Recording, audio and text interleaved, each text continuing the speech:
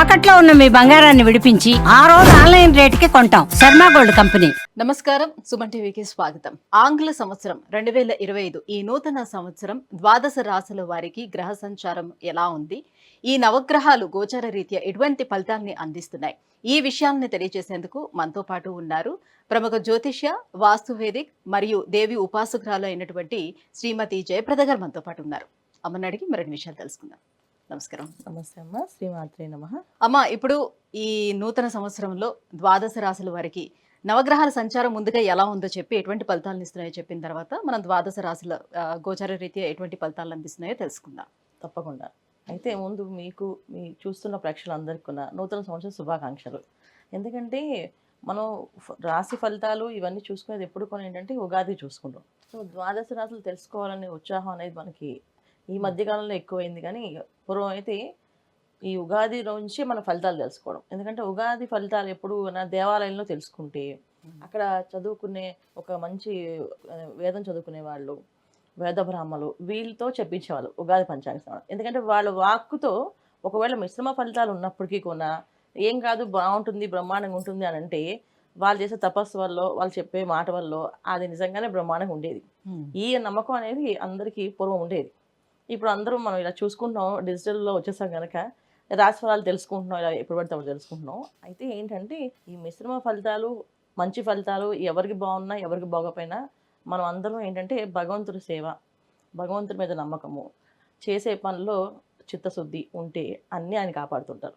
అయితే ఈ ద్వాదశాలు తెలుసుకోవడం అనేది ఏంటంటే ఒక అడ్వాన్స్డ్ సైన్స్ అనమాట. జ్యోతిష్యం అనేది, జ్యోతిష్యం అంటే ఏంటి, జ్యోతి అనేది వెలుగు.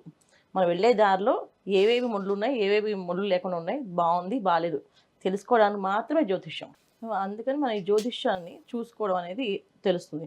అయితే ఇవి వర్ష ఫలితాలు అంటాం. అంటే వర్ష ఫలితాలు అంటే శని భగవానుడు, గురువు, రాహు, కేతు వీళ్ళందరూ సంవత్సరంన్నరకి అలా మారుతారు. గురువు సంవత్సరం మారితే రాహు కేతులు 18 నెలలకి మారుతారు. శని భగవానుడు 2.5 సంవత్సరాలు మారుతారు.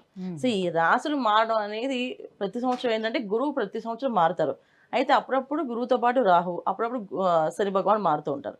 అయితే ఈ సంవత్సరం ఏంటి, 3 గ్రహాలు ఒకేసారి మారుతున్నాయి. ఎందుకు నెలల గ్యాప్లో, రోజుల గ్యాప్లో మారుతున్నాయి. సో అందువల్ల ఏంటంటే ఫలితాలు అందరికీ కాస్త మంచి ఫలితాలు, కాస్త మిశ్రమ ఫలితాలు, కొంచెం ఇబ్బంది పెట్టే ఫలితాలు కూడా కనిపిస్తున్నాయి. ఎందుకంటే ఒకేసారి అన్ని గ్రహాలు మారినప్పుడు ఇలాంటి ఇబ్బందులు జరుగుతుంటాయి. సో అదృష్టం తన్నుకొస్తుంది, అలాగే దురదృష్టం తన్నుకొస్తుంది. అలాంటి ఇబ్బందులు ఈ రాశుల వాళ్ళకి ఈ సంవత్సరం అంతా ఉన్నాయి.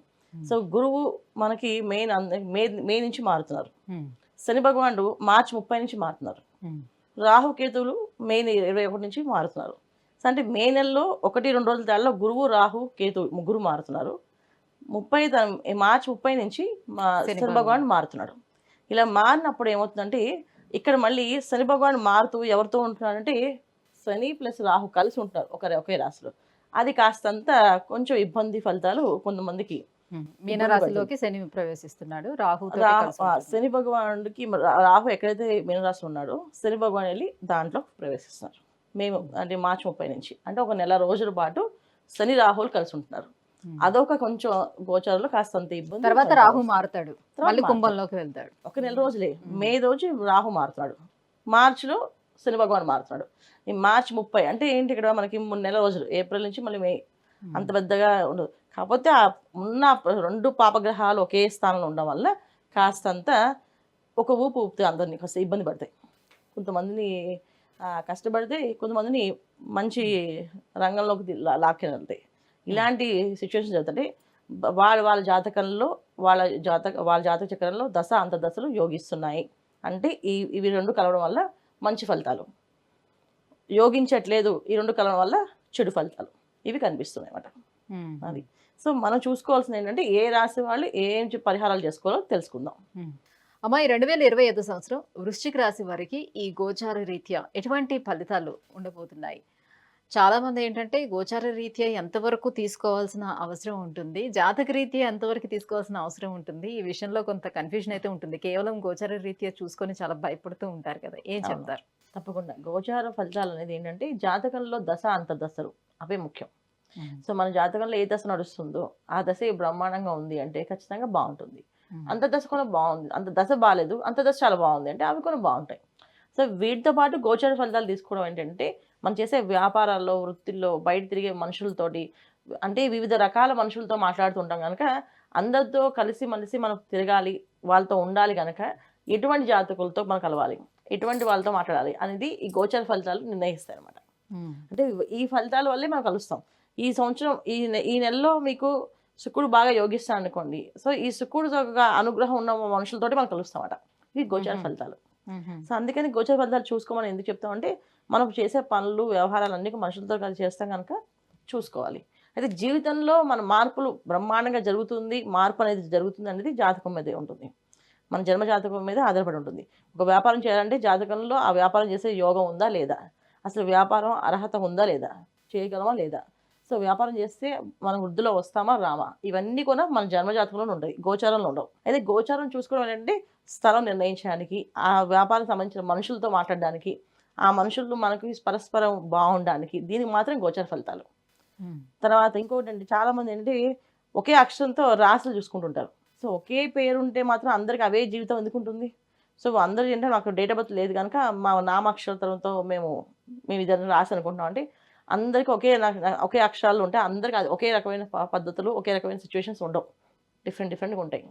సో గోచార ఫలితాలు అనేది మనకు నక్షత్రం కరెక్ట్గా తెలిస్తే నక్షత్ర ప్రకారంగా ఈ గోచర ఫలితాలు చూసుకోవాలి.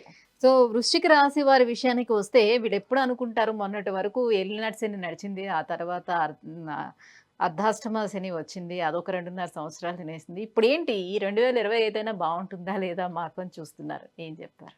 వృశ్చిక రాశి వాళ్ళు చాలా ధైర్యవంతులమ్మా. వాళ్ళు ధైర్యంగా ముందుకెళ్తారు. ఏ పని వచ్చినా, ఎంత కష్టం వచ్చినా మాకు ఇంతే అని చెప్పి చేసుకుంటా వాళ్ళ ధైర్యమే వాళ్ళని కాపాడుతుంది. సో వృశ్చిక రాశి వాళ్ళకి ఈ సంవత్సరం కూడా మే వరకు బ్రహ్మాండంగా ఉంది. మే వరకు చాలా బ్రహ్మాండంగా వాళ్ళకి అన్ని అనుకున్న పనులు అనుకున్నట్టుగా, ఎవరైనా కొత్తగా వ్యాపారాలు ప్రారంభించాలనుకున్నా, వివాహాలు చేసుకోవాలనుకున్నా, శుభకార్యాలు ఇంట్లో జరగాలనుకున్నా అందరూ మేలోపు చేసేసుకోవాలి. మే తర్వాత మళ్ళీ మిశ్రమ ఫలితాలు ఉన్నాయి. సో మిశ్రమ ఫలితాలు కాస్త ఆలస్యం, ఆటంకాలు, అడ్డంకులు అన్నీ జరుగుతున్నాయి. సో అందుకనేంటి వాళ్ళు క్రమశిక్షణగా ఉండడము, ఈ పని ఇవాళ అయిపోవాలంటే అయిపోవాలి, కాస్త ఏదో ఒక నామాన్ని జపం చేయడం. వృశ్చిక రాశి వాళ్ళకి ఏంటంటే సేవ చేయడం ఇష్టపడతారు, కానీ దేవుడి దగ్గరికి వెళ్ళాలంటే ఇష్టపడరు.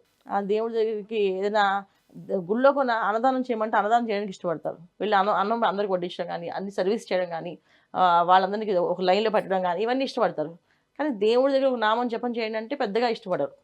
అలా కాకుండా ఈ సంవత్సరం అంతా వీళ్ళు ఒక నామాన్ని కంటిన్యూ జపం చేసుకుంటూ వెళ్తే వీళ్ళకి అన్నీ అనుకూలంగా మారుతాయి. లేకపోతే అర్ధాష్టమ శని భగవానుడు వెళ్ళిపోతూ మళ్ళీ రాహు వస్తున్నారు కదా. సో శని రాహు, అర్ధాష్టమ రాహు. సో పంచమ స్థానంలో శని భగవానుడు అంత యోగించడు. సో ఇంట్లో వాళ్ళతో విరోధాలు, ఇంట్లో వాళ్ళని వీళ్ళు అర్థం చేసుకోకుండా వీళ్ళని తప్పుగా అపార్థాలు చేసుకోవడం, వీళ్ళ మీద నిందలు వేయడం, దూషించడం, ఇవన్నీ జరుగుతుంటాయి. సో అందుకని మే వరకు బ్రహ్మాండంగా ఉంది. కానీ మే వరకు అన్ని పనులు, ముఖ్యమైన పనులన్నీ కూడా చేసేసుకోవడం, మే తర్వాత నుంచి ఏదో ఒక నామాన్ని చేసుకుంటూ, క్షేత్ర దర్శనం చేసుకుంటూ ఖచ్చితంగా పని చేసుకుంటూ వెళ్తే అవుతుంది. సో నామం కంటిన్యూ ఓం శివాయ గురువే నమః, శివాయ గురువే నమః, శివాయ గురువే నమః అనుకుంటూ ఉంటే గురుబలం పెరుగుతూ ఉంటుంది, పని కూడా ఫాస్ట్గా అవుతుంటాయి. వీళ్ళు నామాన్ని కంటిన్యూ చేసుకుంటూ వెళ్ళాలి. ఇంకా ఎటువంటి క్షేత్రాలని సందర్శించాల్సిన అవసరం ఉంటుంది, ఏ దైవాన్ని ఎక్కువగా ఆరాధన చేయాలి? తప్పకుండా దత్తక్షేత్రాలన్నా, దత్తాత్రేయ క్షేత్రాలు ఏవైతే ఉన్నాయో ఆ క్షేత్రాలకు వెళ్దాం. ప్రతి పౌర్ణమికి, ఈ సంవత్సరం అంతా ప్రతి పౌర్ణమికి క్షేత్రానికి దర్శనానికి వెళ్ళడము, అక్కడ నిద్ర చేయడము, అక్కడ జపం చేయడము, లేదా భజన చేయడము. దత్తాత్రేయ స్వామి గుడిలో ఒక్కొక్క గుడిలో ఒక్కొక్క ఆచారాలు ఉంటాయి, ఆ ఆచారాన్ని పాటించడం. ఇప్పుడు గాంగాపురం వెళ్ళామనుకోండి, అక్కడ భిక్షాటన చేయమంటారు.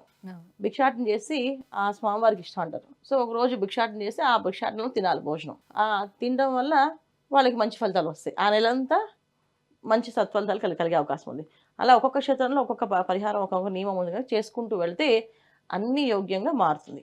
ఇది గోచారంలో ఉండే గ్రహస్థితి వీళ్ళకి, వృశ్చిక రాశి వాళ్ళకి. అమ్మ, ఈ 2025 సంవత్సరం వృశ్చిక రాశి వారికి ఎలా ఉండబోతుంది? ఈ అంశాన్ని తెలియజేసినందుకు ధన్యవాదాలు. నమస్తే అమ్మా. శ్రీమాత్రే నమః.